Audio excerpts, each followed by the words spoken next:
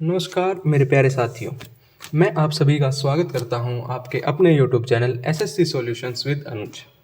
आज हम 23 मार्च के कुछ इम्पोर्टेंट करंट अफेयर्स करेंगे। एक बार कल की रिवीजन क्लास कर लेते हैं। देखो, सबसे पहले क्या है, सबसे पहले है विश्व वायु गुणवत्ता रिपोर्ट 2023 जो है वो किस संगठन द्वारा प्रकाशित की गई। तो जो स्विस ऑर्गेनाइजेशन IQ एयर है उसके द्वारा प्रकाशित की गई थी। ठीक है।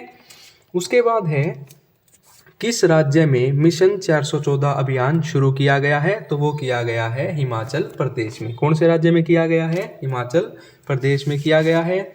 उसके बाद है वर्ल्ड बिलियर्ड्स जो म्यूजियम है के हॉल ऑफ फेम, कौन से हॉल ऑफ फेम, कहाँ के? वर्ल्ड बिलियर्ड्स म्यूजियम किसे शामिल किया गया है? तो वो किया गया है पंकज आडवाणी को।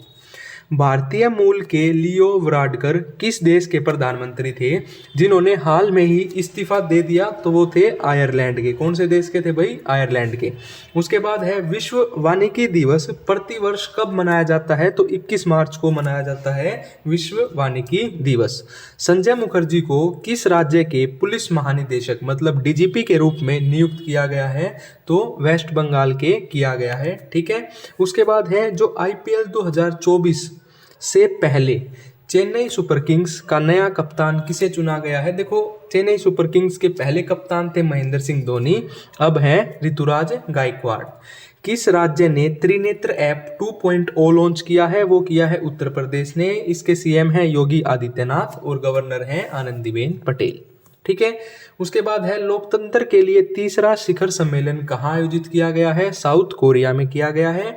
और पर्यटन के लिए कश्मीर में जमीन खरीदने वाला राज्य कौन सा बना है? महाराष्ट्र बना है। कौन सा बना है? महाराष्ट्र। ठीक है। ये थे हमारी कल की रिवीजन क्लास के 10 क्वेश्चन। आज करते हैं 23 मार्च का शुरू। देखो, पहला क्वेश्चन क्या है? चौथा संघाई सहयोग संगठन स्टार्टअप फोरम कहाँ आयोजित किया गया है? Where was the fourth Shanghai corporation organisation startup forum held? तो कहाँ पे किया गया है? ये किया गया है नई दिल्ली में। ठीक है। और नई दिल्ली की इंपॉर्टेंट क्या है? कल केजरीवाल को अरेस्ट कर लिया गया। ठीक है भाई। अब हम बात करें SCO की। सबसे पहले तो आपको पता होना चाहिए फुल फॉर्म क्या होती है। फुल फॉर्म होती है संघाई कॉरपोरेशन ऑर्गेनाइजेशन। कई बार पेपर में पूछ लेता है कि भाई SCO की फुल फॉर्म क्या होती है? संघाई कॉरपोरेशन ऑर्गेनाइजेशन, संघाई सहयोग संगठन। स्टार्टअप फोरम का चौथा संस्करण मार्च 2024 को नई दिल्ली में आयोजित किया गया है। इस बैठक में संघाई कॉरपोरेशन ऑर्गेनाइजेशन के सभी सदस्य देशों के प्रतिनिधियों ने भाग लिया। ठीक है भाई। अब बात कर लेते हैं इसका गठन कब हुआ था। जो SCO है कब बना था? 2001 में बना था। ठीक है। संघाई सहयोग संगठन 2001 में स्थापित एक यूरेशियन राजनीतिक आर्थिक अंतर्राष्ट्रीय सुरक्षा और रक्षा गठन है। एक सबसे इंपॉर्टेंट चीज जो याद रखनी है, भारत के पीछे पीछे क्या होता है? पाकिस्तान। तो भारत और पाकिस्तान जो है वो 2017 में इसके सदस्य बने थे। आपसे क्वेश्चन ये पूछा जा सकता है कि भाई जो SCO है, संघाई कॉरपोरेशन ऑर्गेनाइजेशन है, उसमें इंडिया कब शामिल हुआ था या पाकिस्तान कब शामिल हुआ था? तो 2017 में। ठीक है। वर्तमान सदस्य कौन कौन है? Kazakhstan, Kyrgyzstan, Tajikistan, Uzbekistan. देखो, चारों ऐसे याद रखने हैं, तान है। कौन सा? Kazakhstan, Kyrgyzstan, Tajikistan, Uzbekistan. ठीक है। उसके बाद भारत पाकिस्तान 2017 में। उसके बाद 3 रह जाएंगे, चाइना, रशिया और ईरान। ठीक है। चाइना, रशिया और ईरान आपने याद रखना है। आपसे क्वेश्चन ये भी पूछा जा सकता है स्टैटिक जीके का बना के, 4 ऑप्शन दे देगा, ये पूछ लेगा इनमें से कौन सा देश SCO में नहीं है या कौन सा देश SCO का सदस्य नहीं है। उसके बाद आता है क्वेश्चन नंबर सेकंड क्या है? अर्थ आवर डे 2024 कब मनाया जाता है? When is the Earth Hour day 2024 celebrated? तो ये मनाया जाता है 23 मार्च को, आज ही के दिन 23 मार्च को। अर्थ आवर जो है एक वार्षिक वैश्विक कार्यक्रम है जो जलवायु परिवर्तन के बारे में जागरूकता बढ़ाने और ऊर्जा संरक्षण को बढ़ावा देने के लिए मार्च के आखिरी शनिवार को मनाया जाता है। इस वर्ष यह 23 मार्च को रात 8:30 बजे से रात 9:30 बजे तक मनाया जाने वाला है। वर्ल्ड वाइल्ड लाइफ फंड कौन मनाता है? वर्ल्ड वाइल्ड लाइफ फंड द्वारा शुरू और आयोजित किया गया है। यह कार्यक्रम दुनिया भर में लोगों से 1 घंटे के लिए रोशनी और बिजली के उपकरण को बंद करने का आग्रह करता है। ठीक है भाई। उसके बाद आता है question number third. Question number third क्या कहता है, हाल ही में भारत ने किस दक्षिण अमेरिका देश के साथ पहली बार 2+2 वार्ता में भाग लिया है। जो 2+2 डायलॉग है for the first time south American country, India के साथ किसने किया है, वो किया है ब्राजील ने। याद रखना 2+2 समिट किस किस के बीच में हुई है, इंडिया और ब्राजील। ठीक है। भारत और ब्राजील ने प्रमुख क्षेत्रों में सहयोग पर चर्चा करते हुए अपनी पहली 2+2 रक्षा और विदेश मंत्री स्तरीय वार्ता आयोजित की। यह वार्ता ऊर्जा, महत्वपूर्ण खनिज प्रौद्योगिकी, आतंकवाद रोध सहित विभिन्न क्षेत्रों को सहयोग बढ़ाने पर केंद्रित थी। ठीक है भाई। उसके बाद ब्राजील के बारे में देख लेते हैं। सभी को पता होगा राजधानी क्या है, ब्रुसलिया। ठीक है। महाद्वीप कौन सा है, दक्षिण अमेरिका। मुद्रा रियाइल ब्राजील और राष्ट्रपति कौन है, लुइस इनासियो लुला दा सिल्वा। ठीक है। उसके बाद आता है question number fourth. Important question है, जो पेरिस ओलंपिक 2024 में भारत के ध्वजवाहक के रूप में किसे चुना गया है। Who has been selected as the flag bearer for India at Paris Olympic 2024। तो किसे चुना गया है, ये है शरत कमल। कौन है भाई, शरत कमल। ठीक है। उसके बाद देख लो, खेल रत्न पुरस्कार विजेता और 2 बार के Commonwealth games champion table tennis खिलाड़ी शरत कमल। एक क्वेश्चन आपसे ये पूछ लेगा कि जो शरत कमल है वो कौन से गेम से रिलेटेड है, टेबल टेनिस से। कौन से है भाई, टेबल टेनिस से। आगामी पेरिस ओलंपिक 2024 में भारत के ध्वजवाहक होंगे। टोक्यो ओलंपिक 2020 के पूर्व भारतीय पुरुष हॉकी टीम के कप्तान मनप्रीत सिंह और मैरी कॉम ने भारत का नेतृत्व किया था। अंतर्राष्ट्रीय ओलंपिक समिति स्थापना हुई 23 जून 1894 में। मुख्यालय है लोसेन, स्विट्जरलैंड और अध्यक्ष हैं थॉमस बाक। ठीक है, ये ध्यान रखिएगा। उसके बाद आता है क्वेश्चन नंबर 5। क्वेश्चन नंबर 5 क्या कहता है, इसरो ने रियूजेबल लॉन्च व्हीकल के लैंडिंग मिशन का सफल टेस्टिंग की, इसका क्या नाम दिया गया है। याद क्या है, ISRO successfully tested the landing mission of reusable launch vehicle, what name has it been given. तो क्या दिया गया है, पुष्पक। क्या नाम दिया गया है, पुष्पक। ठीक है।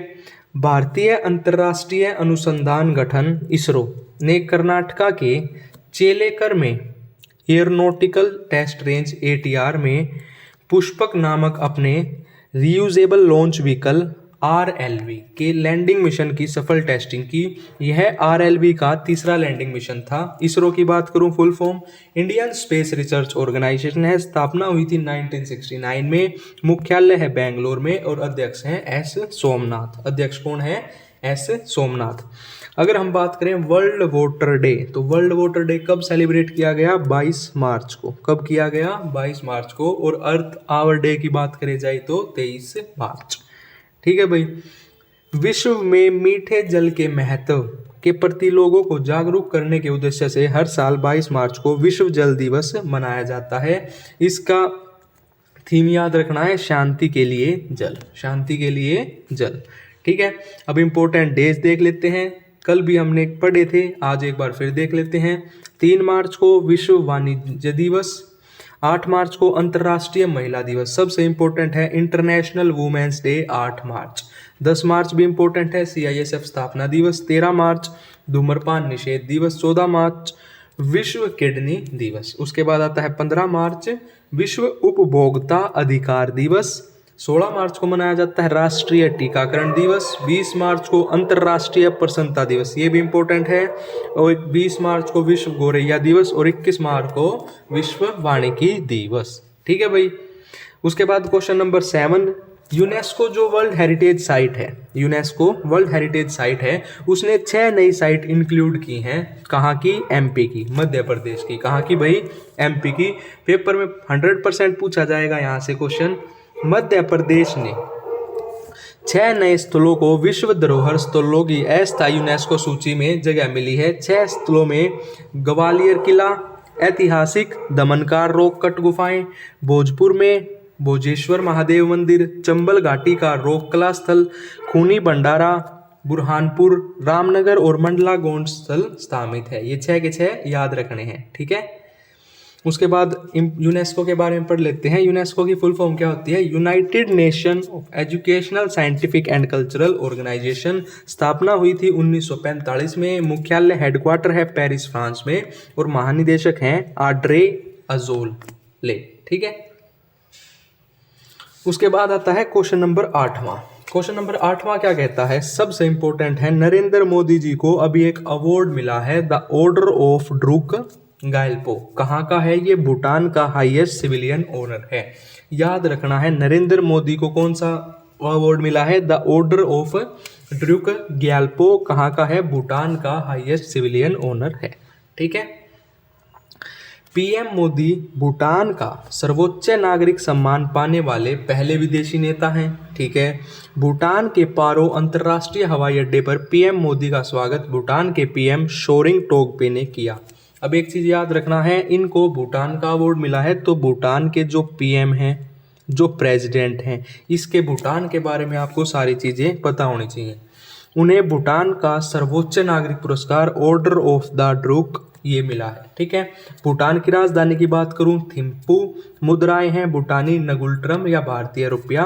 राजा हैं जिग्मे खेसर नामलायक वांगचुक और अधिकारी भाषा है जोग्गा। ठीक है, ये ध्यान रखनी है। उसके बाद अगला क्वेश्चन है क्वेश्चन नंबर 9।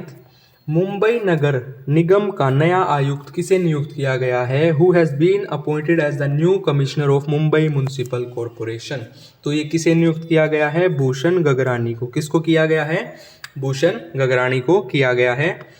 भारतीय चुनाव आयोग ECI के निर्देशों के बाद महाराष्ट्र सरकार ने वरिष्ठ IAS अधिकारी भूषण गगरानी को मुंबई नगर निगम का नया आयुक्त नियुक्त किया है।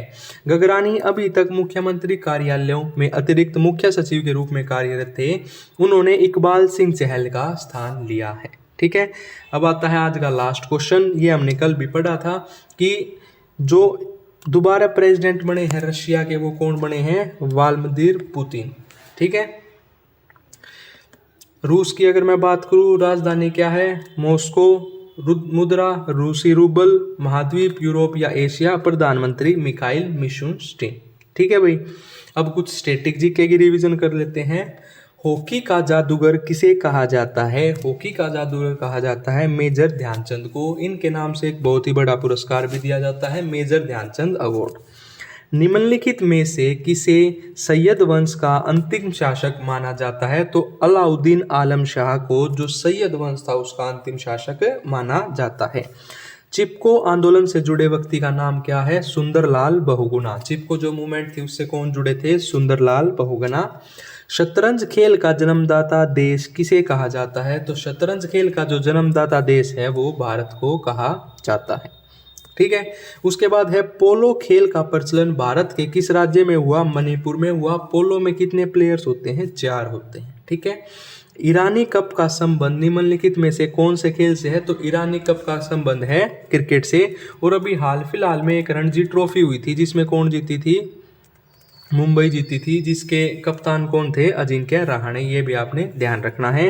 राष्ट्रीय धातु विज्ञान प्रयोगशाला कहाँ स्थित है? जमशेदपुर में। अर्थशास्त्र किसकी रचना थी? चाणक्य की रचना थी। और भारत का संविधान दिवस कब मनाया जाता है? तो 26 नवंबर को मनाया जाता है। ठीक है, आज की हमारी क्लास हुई कंप्लीट। अगर आपको ये वीडियो अच्छी लगी हो तो वीडियो को लाइक करें, ज़्यादा से ज़्यादा शेयर करें और हमारे चैनल को सब्सक्राइब करें। धन्यवाद।